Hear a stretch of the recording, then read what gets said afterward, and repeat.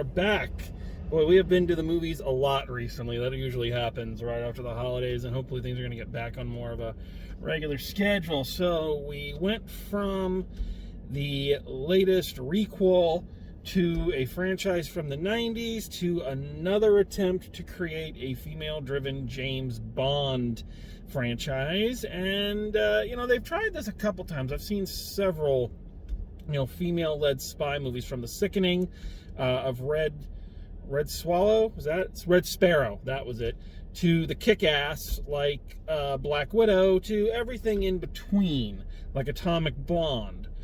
And now we hit something that I feel is closer than a lot of the other ones have gotten before, but not quite over the hump. But this time I think if it is lucky enough to get a sequel, which you never know in this day and age, I'm not sure how it's done at the box office, but if it's lucky enough to garner a sequel, I think there are ways that they could push this over the top and really make a pretty decent franchise out of it, because let's be honest, that's what everything is looking for these days, is to become a franchise. So it was a film that, as I was watching it, I was lukewarm towards it in the beginning. Like the first like 30 to 45 minutes, I felt it was fairly generic. I already had kind of an iffy feeling about it, because Jessica Chastain's last attempt at becoming an action star of Ava was one of the worst movies of 2020, an amateurish direct-to-video piece of snot. So when I saw that she was starring in this, as much as I think she is a very good actor, I was worried that it was going to be another failed attempt to turn her into a Jason Bourne clone. So I was already a bit wary of this film. And as I said, for like the first 30 to 45 minutes, I felt like I was justified in my concerns. It wasn't really doing much for me there in the early goings. It felt very generic, very, very paint by numbers, very bland. And indeed, there are certain aspects of this film which never really recovered. For instance, and I don't feel like I'm spoiling anything here, if you can't guess who the bad guy is in this scenario within the first 10, 15 minutes, then you haven't seen any spy movies, or indeed any movie in the last, maybe 30 years. It's very, very heavily choreographed who is going to be our heavy for this. And they think it's shocking, but it's not. Some of the early dialogue between Jessica Chastain and Sebastian Stan, both good actors and both do good work, and they have worked well together. They were both in The Martian together. It's very stilted. It's, again, it's heavily... You know what it reminds me of? It reminds me of the Metroid Other M video game, where for most of Metroid's existence, Samus Aran is this badass, intergalactic bounty hunter, and then Other M comes along and they reduce her to the worst female stereotypes. And that's what I kind of felt was going to happen here. Now, luckily, the relationship between Jessica Chastain and Sebastian Stan is not the primary relationship. The primary relationship is, of course, with Jessica Chastain and the other women, played by Penelope Cruz, Marie Schmidt, and Lupita Nyong'o. I'm mispronouncing this wonderful actor's name, and I deeply apologize. You've heard the gimmick from the trailers. It's, 5 female agents from 5 different countries coming together to retrieve a magical computer flash drive that can control every computer in the world and do all sorts of bad things. So they all go rogue from their various intelligence agencies, and through happenstance have to team up to, fight the bad guys and save the day. Fairly standard spy stuff. So it's kind of hard to describe exactly what this movie is and how it kind of falls into. Obviously, it's a spy film. It's an espionage film. It lies somewhere within the weird middle ground between an early James Bond movie, the first Avengers film, and the female remake of Ghostbusters. And I don't mean that as a slam. From my review of the female Ghostbusters, or I guess as we're calling it now, Ghostbusters Answer the Call, even though that was never the subtitle, that was the tagline on the poster that we have now assigned to the subtitle. However, I digress. What I felt about that film was I felt it wasn't perfect. It was entertaining enough, but I felt like the four main characters all worked well together, had great chemistry, and it would be a group I'd be interested in seeing in future installments once they iron out some of the kinks. And I feel like that criticism applies strongly here as well. That I think this was a good enough first outing. I'm looking at this as a planned franchise. Now, whether it gets that planned franchise is another story, but you know that's what the filmmakers are thinking. They want that. Every studio wants that bankable franchise. They can roll one out every 2-3 years to bankroll some of their other projects. So if we look at it from that perspective, I feel like this was a good enough first outing. It introduced us to all the characters. Our main actors clearly have great chemistry. The most engaging parts of the film are just them interacting. And that's either interacting in a social setting. There's a great scene where they're all sitting around drinking and talking about their very first missions, or interacting on a mission and how each of them kind of plays a part. They each play to their strengths. And even though our 5 characters kind of fit into your standard action team, roles, you've got Jessica Chastain as the leader, Lupita Nyong'o is the tech and the Q of the group. Marie Schmidt as the German agent is the brute strength. Penelope Cruz is the rookie kind of pulled in and finds her strength throughout the film. And Bing Bing Fan is the only one who really doesn't have an archetype. She's the martial arts expert and the kind of the money, the backing, more or less. So, what I was thinking as I was watching it, they're the Power Rangers. They really are a Power Ranger dynamic. Jessica Chastain is the Red Ranger. Lupita Nyong'o is the Blue Ranger. Penelope Cruz is the Pink Ranger. Marie Schmidt is the Black Ranger. And Bing Bing Fan is the Yellow Ranger. And I mean that in terms of the roles those characters normally play on a Power Ranger team, not as the Power Rangers are racist joke. So fucking don't even start. Anyway, so they fit into those archetypes, but the actors are good enough and their chemistry is good enough and the writing is decent enough that they can kind of breathe within those characters and create something that's fun to watch. Once our main foursome are united, have assembled, and start planning out the mission, the film becomes much more enjoyable. So it was able to catch my interest and hold my interest and be far more entertaining than I thought it was going to be. Where it falters is in that the one thing it never quite recovers from is it is an incredibly generic looking and feeling film. It doesn't do much to distinguish itself in any kind of visual style or story beats or, action staging.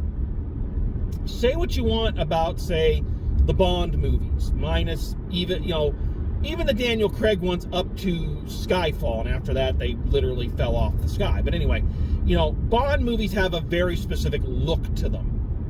They're very pretty movies. It's supposed to be a fantasy indulgence, and so that's what they are. Even the grittier Daniel Craig ones still had that kind of fantasy adventure wouldn't this be great to do kind of vibe to it. The Jason Bourne movies had a much grittier, much more grounded feel. The action scenes were a lot closer, a little bit heavier choreographed. You know, they had a distinctive look to them. You know, even if you want to look at, again, this is kind of like a Marvel movie. It's kind of like the first Avengers. The Avengers movies have a very specific look. Their fight scenes have a very specific look. And it just seems like this film is directed in a very generic way. And I feel like, once again, thinking of this as a possible start of a larger franchise, if this does get a sequel, then what they really need to do is they need to find some young up-and-coming director. They really go scour the indie scene, do like Marvel does, and find yourself some of these young directors who've got a lot to offer, who maybe just need the opportunity to play with the toy box, and give them something to do. You know, let them kind of paint with the colors that are there. Because I think there could be a really fun series of movies in this. I love the characters a lot. The actors are all really good, and they play off each other very well. But you need a stronger script that's less generic, and you need directing that's less bland. And you really got to find your signature fight scenes. You know, even okay, another example, going back even further. Go back to the 80s. Look at a Schwarzenegger action film. Those are very distinctive in the way they're staged, the way they're shot, and the way the action scenes play out. So there's another example.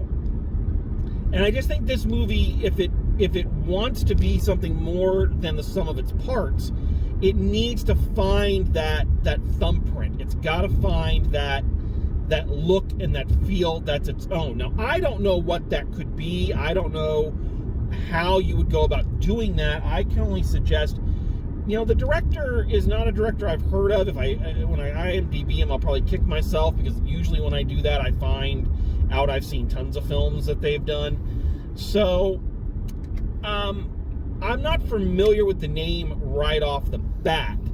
And I think they do his name's Simon something. He does a decent job. Decent. But, again, it's nothing really to write home about in terms of that. And the writing is very much the same. They try hard not to hang a lampshade. I've been using that term so much. Becca's going to have to make me another shirt because I've been using that so much. It's becoming a frickin' catchphrase. I need to stop that. They don't draw attention, there we go, so much to the fact, like a lot of the others, that they're women, or we're doing women things. You know, they for the most part, they're very smart to just play it like a spy thriller and not try to, you know, really make some comment, because they're women. And I think that plays to the strengths. But every now and then they do lean a little bit into it, and I think it weakens the film. For instance, when Jessica Chastain finds out she's been betrayed by, you'll know who when you see the movie, she immediately almost goes to pieces. And that just does not fit the character that she's been playing the whole rest of the time. Like, once she finds out this person betrayed her, she'd go full Bond when he finds out Sean Bean betrayed him. Be like, well, I was your friend, now fuck you, buddy. And it's jarring, because every other aspect of her character doesn't fit with this story arc they try to give her, if that makes sense, which it probably doesn't. You know, it just doesn't gel. So I feel like for the most part, the writing does an okay job, and I think you owe a lot of that to the actors. I think the actors really come to the script's rescue for a lot of the film. Whereas just left to its own devices, it's very, very generic. I think there's a good movie here. All said and done, when all is totaled, I had a good time watching this movie. I enjoyed watching this movie. It was fun. The characters were interesting. The dynamics were really well done. And I think there's something there to build off of. But I think that if they're going to do that, then they are going to need to get, some better screenwriters and a stronger director for if they are lucky enough to get a second one. So that's kind of my bit. I will say that I enjoyed. There were certain parts of this I like that they kind of acknowledge the Bond thing and kind of comment on it. You know, Jessica Chastain and Marie Schmidt have a exchange of lines where Jessica Chastain says, well, James Bond never had to put up with any of this, and Marie Schmidt says, yeah, or I'm sorry, it was Lupita Nyong'o says, yeah, but James Bond always ends up alone. So, I like that they know that that's the immediate comparison, and they steer into it. I also really like, I don't know quite how to say this. I like that the way they kind of turn the spy genre a bit on its head. Because, you always think it's kind of ridiculous, James Bond going and, having these massive fights in a tuxedo. I always just how do you fight in a business suit? And then they kind of turn it on its head. It's like, well, here, watch how these ladies make it look easy in ball gowns. You know what they do? They make it look effortless. And heels. Doing chase scenes in heels. My hat's off to them and the stunt people. They did a great job. So, there's things to like in this movie, and I recommend it if you're looking for kind of a fun, fluffy action movie. Yeah, so that's it. Okay, so let's wrap this up, because I think I've said everything I possibly can say, and I've said it multiple times. So, final grade for the 355, I'm going a B- on this one. Decent enough. I think there's more that can be mined there. It barely misses becoming a C picture, but I think the performances and the uniqueness of it does bear it out. So I think there's something to be mined here, and I hope it does get a sequel so that somebody can maybe try to do something a bit more with this. So there you have it. So all right. So we have now officially begun our work in 2022, and I'm looking forward to it. So thank you all for joining me. Keep in touch.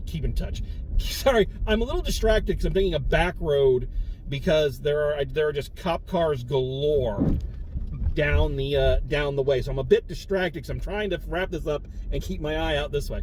Anywho, so thank you for joining me. Take care of yourselves, and as always, drive safe, and I will see you at the movies.